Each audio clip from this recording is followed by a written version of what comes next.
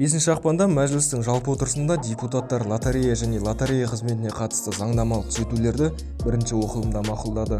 Палата спикері Нұрлан Нығматуллин жиналыста мынадай мәлімдеме жасады.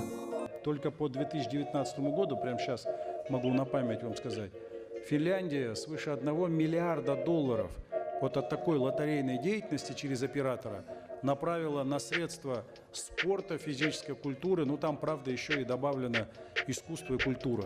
Расымен құмар ойындардан түскен табыс спорт пен дене шынықтыру, ғылым, өнер, жастар жұмысы, денсаулық сақтау және әлеуметтік қамсыздандыру, жылқы шаруашылығы мен ат спортын дамытуға негізделген қоғамдық мүдделерді қолдауға пайдаланылады. Құмар ойындардан түсетін жылдық табыс 1,1 миллиард евроны құрайды.